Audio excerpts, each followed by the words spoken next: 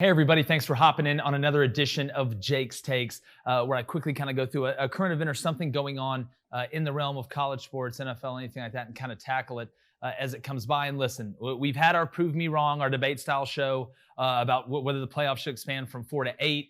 Had Tony Barnhart, aka Mr. College Football, on the other day, and he heard from a little birdie that the playoff committee was really looking at 12 teams. It got released by Pete Thamel yesterday that was true. Got to give credit to Tony Barnhart. He was the first one to say it. You can go back and look in the archive at that show.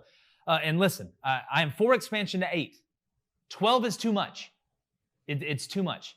And people make the argument even with 8 teams that 4 of those teams don't have a chance to win a national championship at the beginning of the year. So at 12, I mean, that number's almost double. I mean, you're going to have at least 4 teams out of that 12 that have no chance to win. And I've put together a system, a way to get it at 8, which I think is perfect. But jumping to 12 is, and we had the slippery slope argument where you get to 8, then you get to 12, then you get to 16, and nobody's ever happy enough. And I understand that. But going from 4 to 12 in a multiple of 3 is crazy to me. And to go over our system, let's get up and let's do something we call, let's go to the board. All right, so I'm going to start on this side.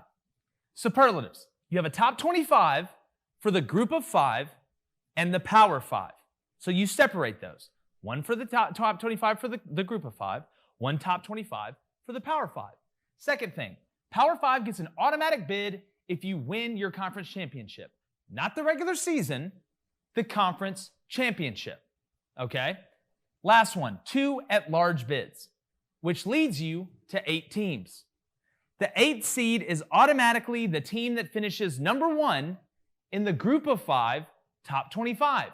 There's your representation, group of 5. There's no more participation trophies. You won the Sugar Bowl against a team that had half their team opting out, therefore you're the national champions. UCF, not a real thing. Just because your grandparents and your parents think you're national champions doesn't mean that. But this is a compliment to you and gives you a chance to actually play for the real thing. You want to win it? Well, here you go. And I'll let you in on a surprise. You're not going to win it, but you at least have a chance. There's probably a 1 in a billion chance you're going to win it, but at least you have a chance. Now, when you have the Power 5 conference champion automatic bids, you may have a team that sneaks in the conference championship game and wins it that has 2 or 3 losses. Well, you're obviously not going to put them in the top 5. You may have them below an at-large bid, as crazy as that sounds. Think about last year. You have teams like Texas A&M, Oklahoma. You slide those 2 in, there's no other problem. Florida lost to LSU. You have no claim to it. Okay? So, looking at the 8, number 1 ranked group of 5 team, you take 5 of the Power 5 teams. What does that leave you with? I'm not a mathematician, but it leaves you with 2. There's the 2 at-larges. You have 8 teams with 7 of the 8, maybe 6 of the 8, have a legitimate shot to win it. You get great matchups, great games. You double the amount of playoff games, which means for those who count the dollars, you double the bottom line, so you're doubling your money, and you will eliminate opt-outs. Not all across the board, not really for teams that we know aren't going to be in it, but if you're a team fighting at the end, let's say you're a Florida from last year, and you're fighting at the end, you're not going to have guys opt out if there's a chance you can sneak in and get an at-large bid. So going to 12 muddies the waters way too much. And if you go back and look at the Prove Me Wrong, which was a great show with Josh Pate, great show with Josh Pate from Late Kick.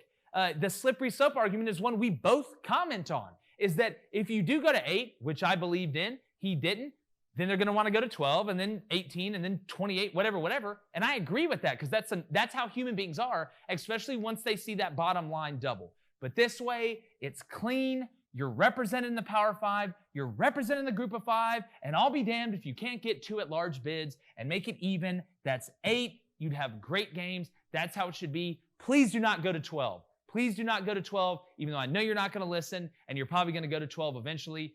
8's the number. This is another edition of Jake's Takes. Let's figure it out.